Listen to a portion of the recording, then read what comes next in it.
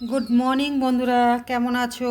আশা করছি ভালো আছো। সুস্মিতার নতুন ব্লগে সকল বন্ধুকে স্বাগত জানাই। চলে এলাম নতুন দিনে নতুন একটা ব্লগ নিয়ে। শুরুতে জানাই বড়দের প্রণাম, ছোটদের ভালোবাসা। ঘড়ির কাঁটা 8:10 বারে মঙ্গলবার সকালবেলা আশিপাশি সমস্ত কাজকর্ম সেরে নিয়ে আর এই যে বড়ি দেব, তো সরঞ্জাম রেডি করে নিচ্ছি। এই টিনটাতে আজকের বড়ি দেবো, ফুল বড়ি। তো এটা আমার ফুল বড়ি দেওয়ার পাটা বলতে পারো। আর এ পাশে দেখো আদা লঙ্কা বেটে নিয়েছি, আর এই যে জিরেও বার করে নিয়েছি। ডালটা আগে বেটে নিয়েছি ভোরের বেলা।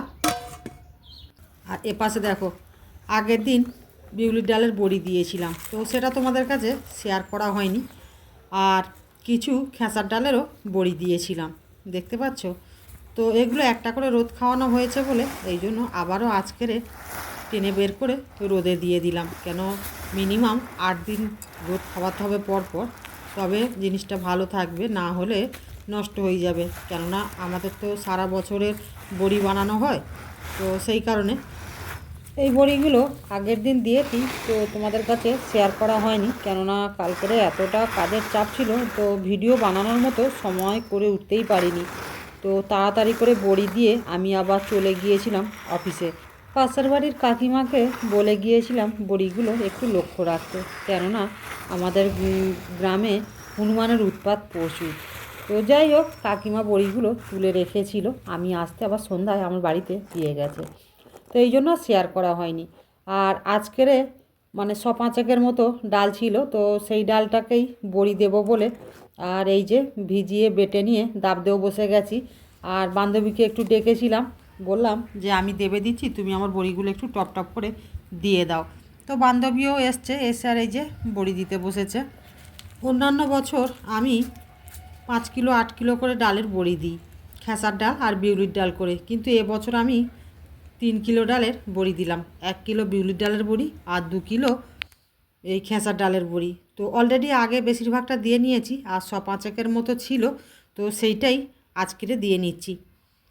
তার কারণ কেন বলো তো বন্ধুরা, মানে আমার এতটা কাজের চাপের জন্য না, মানে বড়ি দেওয়ার ঝামেলাটা আমি আর মানে করিনি। তো সারা বছরের জন্য যাই হোক অল্প করে হলেও তো রাখতে হবে খাওয়ার জন্য, এই জন্য অল্প করেই বানাচ্ছি। বড়ি দেওয়া শেষ করে রান্নাবান্না করলাম, খাওয়া দাওয়া করে আর বেরিয়ে পড়লাম প্রোগ্রামে। প্রোগ্রাম সেরে তারপরে চলে এলাম একটা পার্কে। তো যেখানে প্রোগ্রাম করতে এসেছিলাম তার পাশেই পার্কটা। দূর থেকে পার্কটা দেখে খুবই ভালো লাগলো, এই জন্য ভাবলাম আমি নিজেও দেখি আর তোমাদেরকেও একটু দেখাই পার্কটা। আমি এই পার্কে এর আগেও এসেছিলাম আর তোমাদের কাছে শেয়ার করেছিলাম, তখন কিন্তু এত সুন্দর সুন্দর ফুলের গাছ ছিল না, তখন সিম্পল ছিল। আর এখন শীতকাল তো এই জন্য রং বেরঙের ফুলের বাগান। আর আমাদের এই মেদিনীপুরে না এক এক জায়গায় এত সুন্দর সুন্দর ফুলের বাহার, না দেখলে বিশ্বাস করতে পারবে না, জানো তো বন্ধুরা। তো দেখো না, দেখে যেন আমার মনটা ছুঁয়ে যাচ্ছে। আর এদিকে দেখো লাল লাল গাঁদা ফুল, ওহ অপূর্ব লাগছে। এখন রোদ আছে তো এই জন্য বেশ ঝলমল করছে।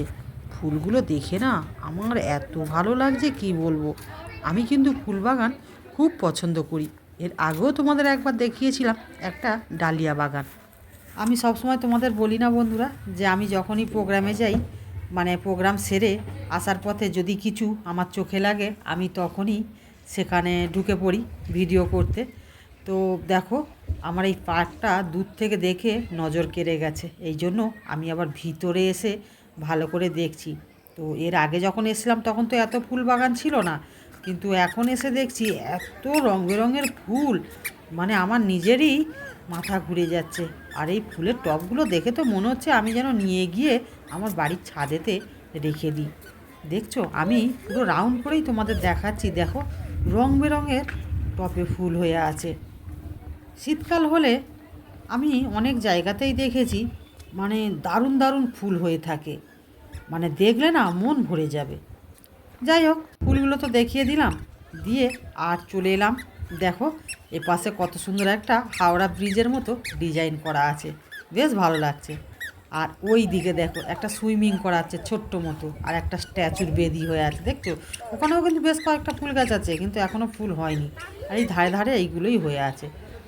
তো যাই হোক, আবার একটু ভিতরের দিকে ঢুকলাম। এপাশে দেখো কত দোকানপাট বসেছে। আগের বারে এসেছিলাম দুটো একটা দোকান ছিল, আর এখন দেখছি অনেক দোকান বসেছে ভিতরে ভিতরে। আর এই একটা দেখো পুকুরকে কত সুন্দর করে সুইমিং বানিয়ে নিয়েছে। আর এপাশে দেখো হলুদ গাঁদা কত সুন্দর লাগছে।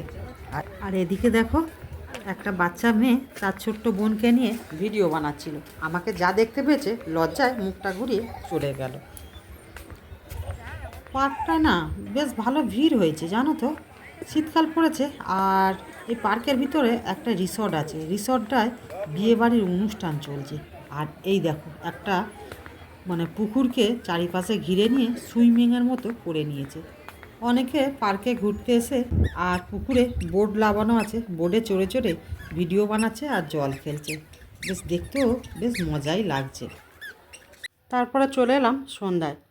তো দেখো কালকেরে বান্ধবী আমাকে মাশরুম দিয়ে গেছে।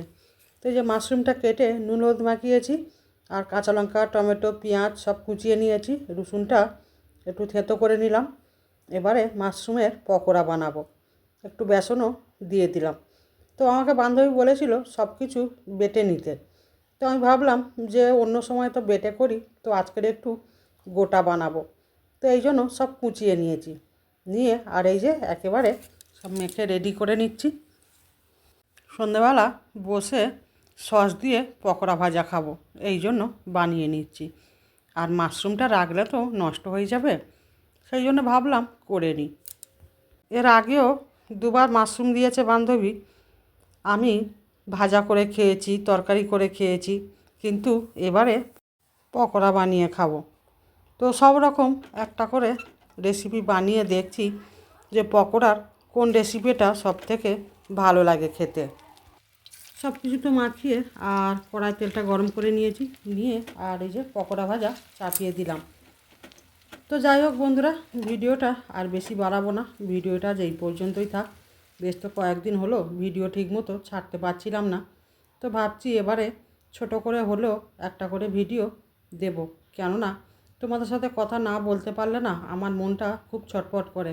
আর বেশ কয়েকদিন ভিডিও দিতে পারিনি, তোমাদের কমেন্টও পড়তে পারছি না, তো খুব একটা ভালোও লাগছিল না মনটা। আর এতটা কাজের প্রেশার বন্ধুরা, সময় করেও ঠিকঠাক উঠতে পারছিলাম না।